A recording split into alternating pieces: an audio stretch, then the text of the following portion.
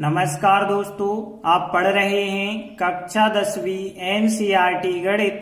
आज हम पढ़ेंगे प्रश्नावली 3.3 के उदाहरण क्रमांक 7, उदाहरण क्रमांक 8, उदाहरण क्रमांक 9 और उदाहरण क्रमांक 10 को। तो ध्यान से समझना। तो देखिए, उदाहरण क्रमांक 7 है, प्रतिस्थापन विधि से निम्न रैखिक समीकरण युग्म को हल करना है। देखिए, हमें दो समीकरण दिए गए हैं, अब हम इन्हें प्रतिस्थापन विधि द्वारा हल करेंगे। तो देखिए, इस प्रकार से रैखिक समीकरण युग्म दिए गए।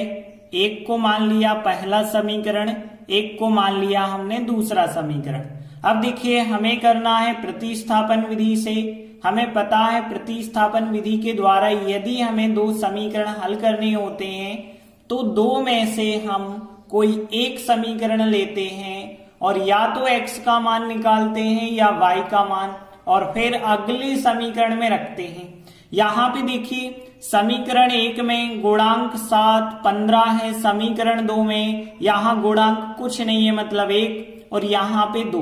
तो देखिए, यहाँ पे समीकरण नंबर 2 में गुणांक छोटे हैं, इसलिए हम समीकरण 2 को लें और इससे हम x का मान निकालें तो बहुत आसानी से हमें मिल जाएगा। x बराबर 2y का पक्षांतर कर दें तो 3 - 2y हो जाएगा।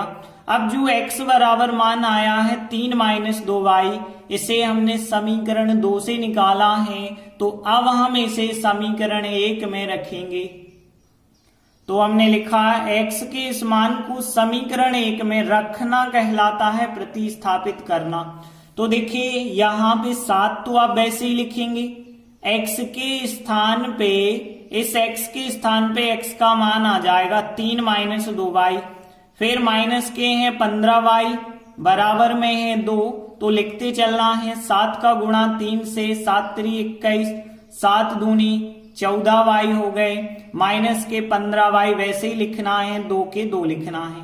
y एक तरफ कर दें, माइनस के 14y माइनस के 15y यहीं पे हमने लिखे 2, 21 ले गए इस तरफ, तो 21 हो जाएंगे माइनस के। अब देखिए, यहाँ -14 -15 माइनस के हो गए 29y, बराबर 2 - 21 करेंगे तो माइनस के 19 आएंगे। माइनस माइनस आप दोनों साइड से काट सकते हैं, तो 29y बराबर 19 आ जाएंगे प्लस के, और फिर y बराबर 29 आ जाएंगे बटे में, तो यहाँ y बराबर 19 बटे 29 हो जाएगा। तो y का मान तो हमने ज्ञात कर लिया 19 बटे 29। अब जो y का मान आया है, इस y के मान को हम यहाँ पे रखेंगे तो x का मान मिलेगा।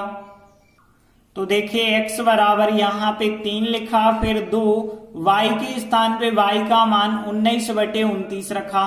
आगे देखिए, सॉल्व करेंगे तो 3 का तो 3 होगा, यहाँ 2 से 29 नहीं घट पाएंगे तो 2 का गुणा करना होगा, 2 का 19 से कर देंगे 38 बटे 29 वैसे ही हम लिखेंगे। अब देखिए, यहाँ पे 3 के बटे कुछ नहीं है, आप रफ में 1 कर सकते हैं, और इसके बाद यदि हम इनका एलसीएम लेंगे 1 और 29 का 29 आएगा। 1 का भाग 29 में 29 बार जाएगा, 29 का गुणा आपको करना है 3 के साथ 87 आएगा, माइनस 29 का 29 में एक बार, 1 का 38 से करेंगे तो 38 ही आएगा, और यहां से यदि आप घटाते हैं तो 49 बचे होंगे, और बटे 29 का 29 ही लिखना। तो यहाँ पे क्या आ गया, x का मान 49 बटे 29 आ गया, मतलब हम कह सकते हैं x बराबर 49 बटे 29। तो देखिए, x और y दोनों के मान आ गए, यही हमारे आंसर होंगे। तो देखिए, हम अंत में लिख देंगे, अतः दिए गए रैखिक समीकरण युग्म का हल x बराबर 49 बटे 29 और y बराबर 19 बटे 29 है। इसके बाद अगला उदाहरण है 8, प्रश्नावली 3.1 के प्रश्न संख्या 1 को। देखिए, 3.1 प्रश्नावली का पहला सवाल हमने जो किया था, उस पहले सवाल में जो भी समीकरण बने होंगे उन समीकरणों को हमें प्रतिस्थापन विधि से हल करना है। तो देखिए 3.1 प्रश्नावली का पहला सवाल ये था, आफताब अपनी पुत्री से कहता है 7 वर्ष पूर्व मैं तुमसे 7 गुनी आयु का था, अब से 3 वर्ष बाद मैं तुमसे केवल 3 गुनी आयु का रह जाऊंगा। तो देखिए यहाँ पे जब दो लोगों की बात हो रही है, आफताब और उसकी पुत्री, तो दोनों की आयु x और y मान के चलिए, तो फिर हम मान के चले थे आफताब की वर्तमान आयु x वर्ष है और उसकी पुत्री की वर्तमान आयु y वर्ष है। इसके बाद सवाल की लाइन पढ़ी, तब प्रश्नानुसार देखिए 7 वर्ष पूर्व मैं का मतलब है आफताब, तुमसे का मतलब उसकी पुत्री की बात हो रही है, 7 गुनी आयु का था। तो हमने बिल्कुल यही बात लिखी कि 7 वर्ष पूर्व जो आफताब है वो उसकी पुत्री की आयु का 7 गुना था, तो 7 का गुणा करके लिखा। अब देखिए आफताब की आयु x मानी है, लेकिन 7 साल पहले 7 माइनस करना, उसकी पुत्री की आयु y मानी है, ये भी 7 माइनस हमने किया। और फिर यहाँ पे जैसे ही हमने सॉल्व किया था तो 7 का गुणा y से 7y, 7 का 7 से 49 और x y हमने एक तरफ किए थे, तो यहाँ 7y इस तरफ और इस 7 को इस तरफ ले आते हैं और आगे जब सॉल्व करेंगे तो x माइनस 7y बराबर -42 समीकरण 1 हमने बनाया था। इसके बाद हमने फिर सवाल पढ़ा था, तो कहा गया है अब से 3 वर्ष बाद मैं का मतलब आफताब जो है 3 वर्ष बाद तुमसे मतलब पुत्री की बात हो रही है, पुत्री की आयु का कितने गुना रह जाएगा, 3 गुना रह जाएगा। तो फिर हम जो है सवाल के हिसाब से जमाएंगे। कहा गया है 3 वर्ष बाद आफताब की आयु उसकी पुत्री की आयु की 3 गुनी रह जाएगी। अब देखिए 3 वर्ष बाद कहा जाए तो प्लस करते हैं, वैसे आफताब की आयु x है, लेकिन 3 वर्ष बाद 3 प्लस करना, उसकी पुत्री की आयु y है, 3 वर्ष बाद 3 प्लस करना, और यहाँ पे 3y हो जाएगा, 3 त्रिका 9 होगा, x y आप एक तरफ कर दें तो 3y इस तरफ आ गए, 3 इस तरफ आ गए और 9 में से 3 घटाए तो 6 आ गए।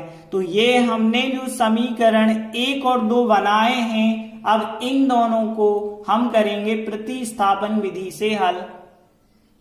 तो प्रतिस्थापन विधि से कैसे हल करते हैं, 2 समीकरण हैं, किसी एक समीकरण को लेके x या y का मान ज्ञात कर लीजिए और उसे अगले समीकरण में रख दीजिए। जैसे हम समीकरण 1 ही ले लेते हैं, x का मान इससे हम ज्ञात करके इस वाले समीकरण में रख देंगे।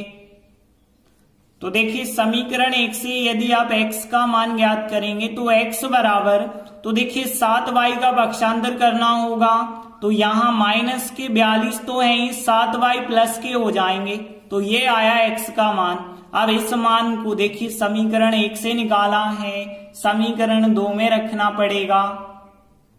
तो हमने लिखा x बराबर जो मान है इसको समीकरण 2 में रखने पर या प्रतिस्थापित करने पर, तो देखिए x की जगह पे -42 प्लस 7y आएगा और फिर इसके बाद माइनस के 3y है बराबर कितना है 6।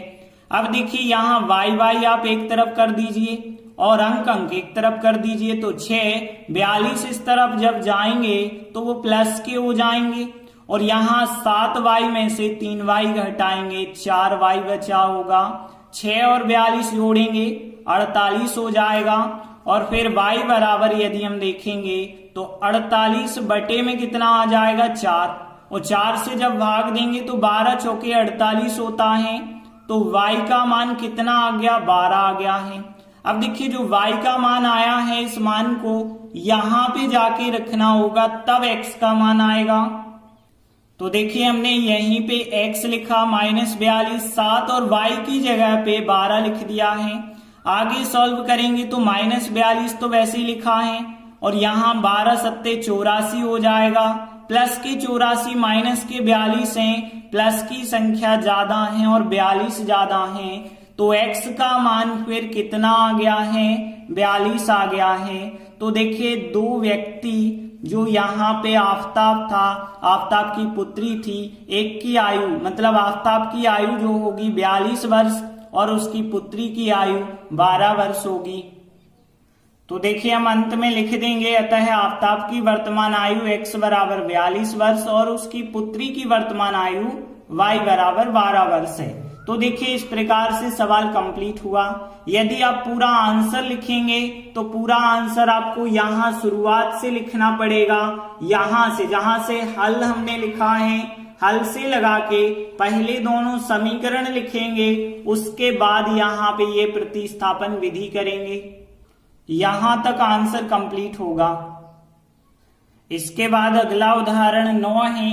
आइए अनुच्छेद 3.3 के उदाहरण 2 को लें। अब हमें उदाहरण 2 लेना है और उदाहरण 2 कुछ इस प्रकार से था, जिसमें बताया गया था 2 पेंसिल और 3 रबड़ों का मूल्य 9 रुपए, 4 पेंसिल और 6 रबड़ों का मूल्य 18 रुपए है। अब हमें प्रत्येक पेंसिल और प्रत्येक रबड़ का मूल्य ज्ञात करना है। तो देखिए उदाहरण 2 कुछ इस प्रकार से था, बिल्कुल वही बात है कि यहाँ रोमिला जो है 9 रुपए में 2 पेंसिल 3 रबड़ खरीदती है। यहाँ पे दे दिया कि 2 पेंसिल 3 रबड़ों का मूल्य 9 है। फिर उसकी सहेली सोनाली जो है क्या करती है, 18 रुपए में 4 पेंसिल 6 रबड़ें खरीदती है। तो यहाँ दे दिया कि 4 पेंसिल 6 रबड़ों का मूल्य 18 है, बिल्कुल वही बात। फिर कह दिया प्रत्येक पेंसिल प्रत्येक रबड़ का मूल्य ज्ञात करिए। तो हम कैसे ज्ञात करेंगे, सबसे पहले तो हमें समीकरण बनाने होंगे। तो देखिए 2 चीजें जो हमें ज्ञात करनी होती हैं, एक को x मानते हैं, एक को y मानते हैं। तो हम मान के चलेंगे एक पेंसिल का मूल्य x रुपए और एक रबड़ का मूल्य y रुपए है, इस प्रकार से मान लिया। प्रश्नानुसार देखिए 2 पेंसिल और 3 रबड़ों का मूल्य 9 रुपए है, तो हमने यही लिखा कि 2 पेंसिल 3 रबड़ का मूल्य 9 रुपए है। देखिए जब एक पेंसिल का मूल्य 1x था तो 2 पेंसिल का मूल्य 2x होगा, और एक रबड़ का मूल्य 1y था तो 3 रबड़ का मूल्य 3y होगा, और का मतलब प्लस बराबर कितना है, 9 है। इसके बाद हमने आगे सवाल पढ़ा। तो देखिए आगे सवाल में कहा गया है 4 पेंसिल 6 रबड़ों का मूल्य, तो हमने यही बात लिखी, 4 पेंसिल 6 रबड़ का मूल्य 18 रुपए है। जब 2 पेंसिल का मूल्य 2x है तो 4 पेंसिल का 4x, 3 रबड़ का 3y, तो 6 रबड़ का 6y बराबर हो जाएगा 18। इस प्रकार से पहले तो आप इतने समीकरण बनाएंगे, अब हम इन समीकरणों को प्रतिस्थापन विधि से हल करेंगे। तो इसके लिए हमें क्या करना है, 2 समीकरण हैं, 2 में से कोई एक समीकरण ले लीजिए आप और x या y का मान ज्ञात करिए। तो देखिए यहाँ समीकरण 1 में गुणांक कम है 2, 3, लेकिन समीकरण 2 में 4, 6 इससे थोड़ी ज्यादा है। तो हम समीकरण 1 ले लेते हैं और x का मान फिर ज्ञात करते हैं। तो देखिए समीकरण 1 ये है, यहां से जब आप x का मान निकालेंगे तो 3y का हमें पक्षांतर करना होगा, 3y हो जाएंगे माइनस के। फिर x बराबर 9 माइनस 3y और 2 जो गुणा में थे वो आ जाएंगे बटे में। तो देखिए x का जो मान आया है, अब इस मान को हमने समीकरण 1 से निकाला है, इसलिए अब समीकरण 2 में रखेंगे। तो हमने लिखा x बराबर जो मान है इसको समीकरण 2 में रखने पर या प्रतिस्थापित करने पर। तो देखिए 4x के स्थान पे ये मान रख देना, और इसके बाद जो है 6y है तो 6y लिखा, बराबर 18 है तो 18 लिखा। अब ध्यान देना यहाँ पे 2 से 4 कट जाएंगे, 2 एकम 2, 2 दूनी 4 कट जाएंगे ना 2 बार, और 2 का फिर हम इससे गुणा कर देंगे तो 2 इनाम 18 और 2 3 6y हो जाएगा, और यहाँ पे 6y और यहाँ पे 18 के 18 लिख देना। अब ध्यान देना यहाँ पे 6y और 6y तो धन के ऋण के हैं, कट जाएंगे, और जब कट जाएंगे तो यहाँ बचा होगा 18 और यहाँ भी बचा होगा 18। और देखिए 18 बराबर 18 होता है जो कि सत्य है, लेकिन यहाँ y तो कट गया है, तो इसका मतलब ये है कि y का मान कुछ भी हो सकता है, y के सभी मान संभव हैं। तो देखिए हमने लिखा कि 18 बराबर 18, y तो कट गया है, तो यह y से रहित समीकरण बना है, मतलब इसमें y है ही नहीं, इसलिए इस समीकरण में y के सभी मान हो सकते हैं। तो y के सभी मानों के लिए सत्य है, और y के जब बहुत सारे मान हो सकते हैं तो x के भी बहुत सारे मान होंगे। फिर हम कह सकते हैं कि जो समीकरण युग्म होगा उसके अनंतः अनेक हल होंगे। तो हम लिख देंगे अतः इन रैखिक समीकरण युग्म के अनंतः अनेक हल हैं। और जब अनेक हल हैं तो आप पेंसिल और रबड़ का मूल्य फिर ज्ञात नहीं कर सकते हैं। इस प्रकार से उदाहरण 9 कंप्लीट हुआ। इसके बाद अगला उदाहरण 10 है। आइए अनुच्छेद 3.2 का उदाहरण 3 लें। तो अब उदाहरण 3 की हमें बात करनी होगी और फिर हमें बताना है क्या रेल पटरियां एक दूसरे को काटेंगी। तो देखिए उदाहरण 3 कुछ इस प्रकार से था कि दो रेल पटरियों के समीकरण, एक समीकरण ये दिया गया है और एक ये दिया गया है। अब हमें ये बताना है क्या दो रेल पटरियां काटेंगी। इसका मतलब है ये समीकरण और ये समीकरण एक दूसरे को काटेंगे।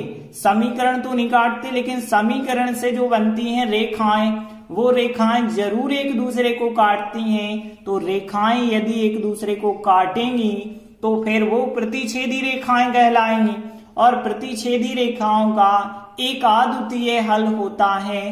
तो हम देखेंगे इन दो समीकरणों को प्रतिस्थापन विधि से हल करके यदि इनका एक हल निकलता होगा तो हम कह देंगे कि दोनों पटरियां एक दूसरे को काटती हैं।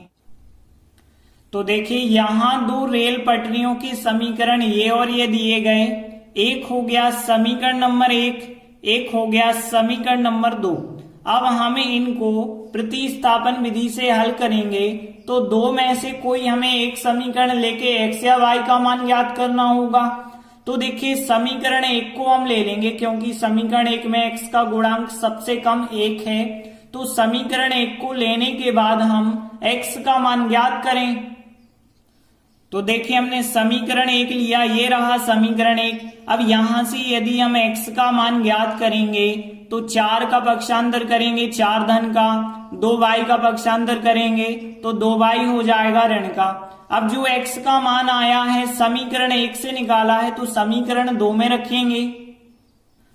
तो हमने लिखा x के मान को समीकरण 2 में प्रतिस्थापित करने पर अब देखिए 2x की जगह ये मान आएगा और इसके बाद 4y को वैसे ही लिखना और 12 को वैसे ही लिखना बराबर 0 है।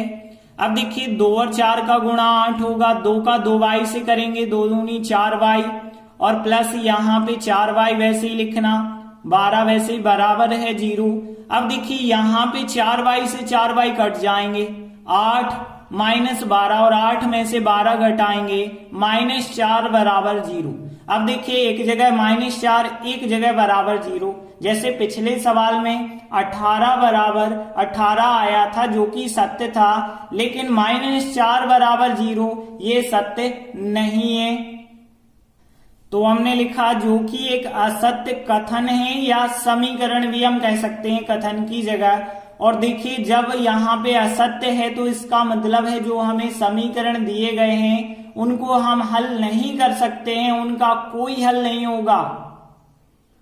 तो हमने लिखा अतः दिए गए समीकरणों का कोई हल नहीं है और जब उन्हें हल हम नहीं कर सकते तो जो रेल पटरियां हैं वो एक दूसरे को नहीं काटेंगी। तो हम लिख देंगे इसलिए दोनों रेल पटरियां एक दूसरे को नहीं काटेंगी। इस प्रकार से उदाहरण 10 कंप्लीट हुआ। धन्यवाद।